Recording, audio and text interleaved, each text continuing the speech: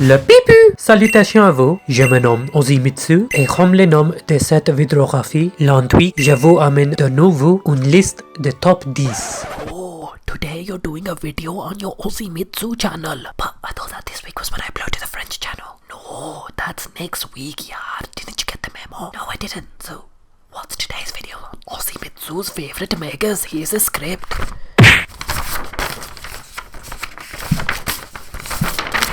You expect me to say that these are my favorites? Seriously? Très bien, je ne suis pas assez payé pour ça. Hello everyone, I'm Ozimitsu, and as the title suggests, I'm bringing you another top 10 list. There's been a lot of speculation that in Pokémon Sun and Moon that there'll be no megas. Back in my day, there were no megas, only the original 151 Pokémon. Those were the best. If you've lived 5 generations without megas, you can surely do it again! Yeah. I for one want megas to stay because it was such a game changer, and my competitive team somewhat relies on having a mega within it. Plus, mega evolution has made some Pokemon more relevant, some more badass, some very useful in competitive play, and some... just why does it have a mega? I certainly have my favourites, and today I'm going to be counting down my favourite 10 favourite megas. Please appreciate this is my own personal opinion, and if your favourites aren't in this list, ensure to leave a comment below stating which are your favourite megas, and I'll get back to you as soon as I can.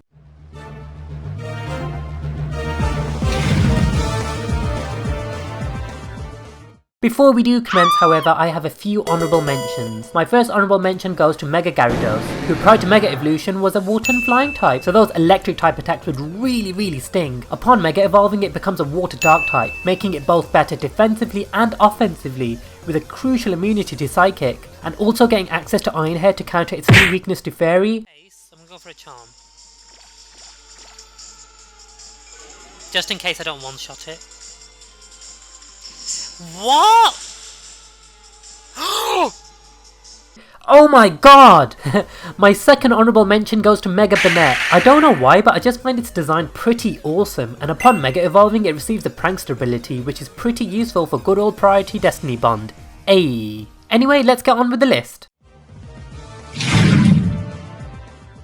At number 10, I've placed Mega Venusaur on the list. As someone who started his Pokemon journey back in the Kanto region, I always picked Squirtle as my starter. Ozzy, weren't you just talking about Venusaur? Why are you now talking about Squirtle? Surely that means Mega Blastoise is your favourite Mega then? Actually, no. In my opinion, out of the Kanto trio, I find that Venusaur has the best Mega. Not only does it have a cool looking design, it poses quite a threat on the field with its thick fat ability, which essentially halves the damage taken by Fire and Ice type moves. One of the main things letting the Grass type down is its plethora of weaknesses, with Fire and Ice being very common. Although Venusaur is technically hit super effectively by Fire and Ice type moves, it'll only be damaged normally by it, which in my opinion is freaking awesome. But it is so versatile, you can play around with its EVs any way you want because Venusaur has a base defense stat of 123, a special defense stat of 120, whilst also being able to hit hard with 122 base special attack stat. So not only will it tank a few hits, it specialises in kicking some grass and taking names. Get it? Because Venusaur is a part poison type and grass is weak to poison? Lol kek. But seriously, with flying and psychic being its only weakness, you're laughing. And even a super effective psychic and flying type attack doesn't scare it. It'll leave your opponent's entire team completely Venusaur. I just can't fault this Mega. It's absolutely faultless. At number 9 today, we have Mega Absol. Absol is so majestic, it's always had such a cool looking design, but upon Mega Evolving it just gets even better. No, seriously, it really does. I personally really like using Absol as a potential PP storer by starting off with a good old Protect due to its pressure ability, making my opponent use a little bit more PP, then Mega Evolving on the next turn with a good old Sucker Punch. Its ability upon Mega Evolving Magic Bounce means it's unaffected by status conditions for the most part, and if your opposing team tries to set up any entry hazards, they get thrown right back into their face, which is pretty cool. With a fantastic 150 base attack stat, coupled with 115 base speed stat, Absol is a hard hitter and very speedy. It's a shame about its paper thin defenses though, but I really like using Absol as an early game sweeper. I currently run Sucker Punch, Zen Headbutt, Play Rough with Sword Stance for a little bit more damage. I sometimes switch between two sets and one has Mega Horn. I've just had so much success with it and it's so much fun to use in battle that I can't help but feel so attached to the little guy.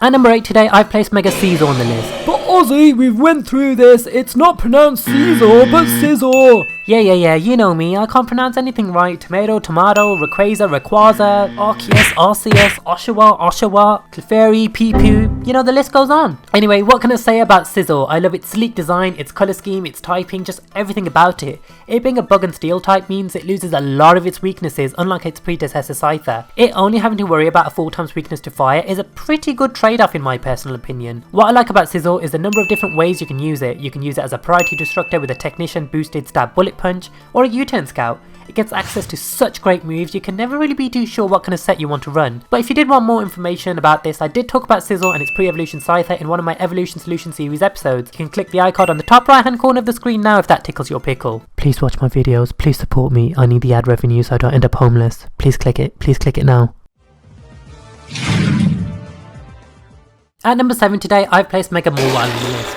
The Iron Fairy. Man, the dual typing of Steel and Fairy is incredible, with the Fairy typing granting a Dragon immunity, whilst the Steel type enabling a Poison immunity, which is one of the Fairy type's weaknesses. It's just so amazing, but also it loses its fighting weakness, which is pretty handy. All in all, a very good offensive typing, especially when it comes to Mawile. Mawile, in my opinion, didn't really impress me too much before Generation 6. However, upon Mega Evolving, it receives one of the best abilities it could possibly possess.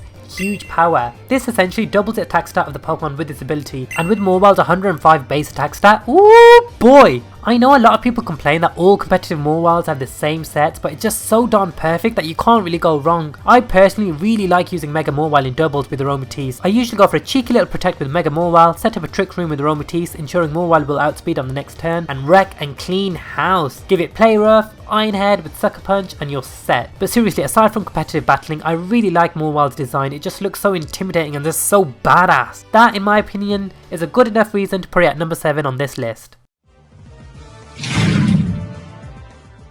At number 6 today, I've placed Mega Gallade and Gardevoir. Oh my god, Ozzy, this is a top 10 list, not a top 11 list. Yeah, but they're just so similar yet so different, I just couldn't choose which one I preferred, so they get a joint spot, okay? It's my list. Also, I just love them both because it's just so great competitively. I love Gardevoir's design, its typing, and its ability Pixelate, which enables all normal type moves to become fairy type moves with a 30% buff to its attack. You can spam Hyper Voice until your opponent is obliterated. It's kind of like a better Sylveon with its beastly 165 base special attack stat and 100 base speed stat. And then we have Mega Gallade, who is just a freaking beast with its monstrous physical attack stat. It being a psychic fighting type means it's only weak to flying, ghost and fairy, which for Gallade is great because it makes such a great sweeper. But because out of its 3 weaknesses, I'd say fairy is the most common. Most fairy type moves are special, which works well for Gallade because it has 115 special defense stat. But with battling aside, I really like Gallade's design. It's definitely the better ones out of all the Megas out there. Well, if it's so great, why is it at number 6? Well, there's just 5 more that I love more than Gallade and Gardevoir.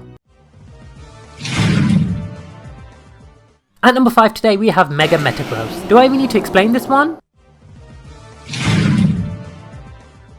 Oh, you want me to explain Metagross? Okay then, replay the animation. Where do I begin? It has such a nice offensive typing as well as having some beastly stats. Its ability upon Mega Evolving Tough Claws means any moves that make direct contact are doubled. Couple that with its 145 base attack stat, you wouldn't want to eat a hit from it. I've also struggled so much battling Metagross in the competitive scene that's made me respect it even more. Even after hitting it super effectively, it managed to stay alive and kick some grass. It gets access to such great moves like Bullet Punch, Meteor Mash, Zen Headbutt. You just don't want to mess with this guy. And can we just talk about how incredibly badass this Pokemon looked anyway? Multiply that by 9,000 when it Mega Evolves. An absolutely faultless design. And if you don't agree, well, that's fine. I just think it's worthy to be on number 5 on this list. At number 4 today, we have Mega Gengar. What can I say about Gengar? It has all the characteristics of what I like in a Pokemon. Does it have a cheeky grin? Check. A cool looking colour scheme? Check. It being actually interesting in the anime? Check. I like it from a competitive standpoint too. As you may be aware, I like to call myself the Gimmick King. I'm somewhat infamous for my annoying playstyle, especially in doubles, for example a Heal Pulse, Magic Bounce combo, Trick Room with Disable and Encore, and so on and so forth. Now, although Gengar is, excuse the pun, monstrous, get it? Monster? Because Gengar is a part ghost type? No? Ugh, god, tough crowd. Anyway, besides its monstrous special attack, I love playing it in such a gimmicky way, and the way it achieves this is through Mega Evolution. Now, when it Mega Evolves, it unfortunately loses its Levitate ability, which is a bit of a shame, but it does gain the Shadow Tag ability, meaning your foe cannot switch out or escape. Why is this good? Perish Song. I've had a lot of success with Protect / Perish Song / Follow Me set in doubles, where I use Clefairy to take all the attacks, she uses Follow Me, Gengar sets up a Perish Song, protects all day, Clefairy heals up, and then on the third turn switch out, ensuring my foe will perish to this song! Oh boy! It's just so much fun, and let's just take a minute to appreciate Mega Gengar's shiny. It actually looks like a ghost, and in my opinion has one of the better designs out of all the Megas. Yeah, I know I said that about Gallade, but I'm saying that about Gengar too. Sue me. Welcome to Happy Herbivore. May I take your order? Excusez-moi, savez-vous où je pourrais trouver les meilleurs croissants dans les environs? You know, speaking of croissants, I really like Mega Salamence. Salamence is one of those Pokemons that didn't really need a Mega, it was already incredible, but how do you make a badass Pokemon look even more badass? Give it a freaking Mega! I don't care if it looks like a croissant, I can just imagine myself taking a trip to Little Old Paris with this dragon, and what? Now, not to mention its aerial ability makes it fantastic on the competitive scene. It essentially turns normal type moves into flying type moves with a 30% boost. I'm having deja vu, this sounds oh yeah, that's why, it's just like Pixelate for Mega Gardevoir and Sylveon. Now let's just see what kind of normal type moves Salamence can learn. Salamence, Bulbapedia. Okay, has a lot of information. I doubt it would learn that many normal type moves. What the Just look at that, right off the Crobat, Double Edge! Who cares about the recoil damage? 120 base power plus stab. This is certainly a move I'd be giving to Salamence to really benefit from this ability. Sure, it's 4 times weak to Ice and 2 times weak to Rock and Fairy, but it has one answer to all of that. Iron Tail! Oh boy! This thing will OHKO you before you even get an opportunity to attack. You won't even know what hit you. I have seen so many people run a special Salamence, which isn't all too common, but again, a Hyper Voice spam is pretty good option as well in doubles. All in all, I just think Salamence is so badass, and it's at number 3 for being so freaking cool. I don't even care if that makes me sound childish. Salamence is awesome. Fight me. At number 2 today, I've placed Mega Garchomp. Are you surprised there's another dragon? What's not to love about dragons? I just like to hug them and squeeze them until their souls melt into my very touch. That joke would be funny if most dragon types didn't learn steel type moves. Why do they learn steel type moves? Why? With that all aside, what's not to love about Garchomp? Did it need a Mega? Probably not. It's pretty awesome in battle without because it's just so speedy. But for me, its Mega is just so awesome and cool, I cannot help but opt for Mega Garchomp. And I just love how menacing it looks when it uses Poison Jab. Watch out fairies, this thing gets access to moves like Poison Jab and Iron Head to obliterate you with. Mega Garchomp has all the qualities of a Pokemon I'd like. It has an awesome looking design. Check. Does it have a cool in-game cry? Check. Does it look fierce and intimidating in battle? Check. And I know I've said this a lot for my previous choices, but it's just such a badass Pokemon. I think I like Garchomp a little bit more because of Cynthia. Seeing her battle with Garchomp in the anime was amazing. I was always awestruck with how strong it was. We have finally approached the number 1 spot, and I've kind of cheated because it's a joint first spot to Mega Charizard X and Y. I love them both, they're just so cool and awesome. One of them is actually a dragon and it's just so perfect. Charizard Y gets access to the drought ability, so it can use a 110 solar beam to cover all its weaknesses. It's just so awesome, and if you don't agree, use lol JK.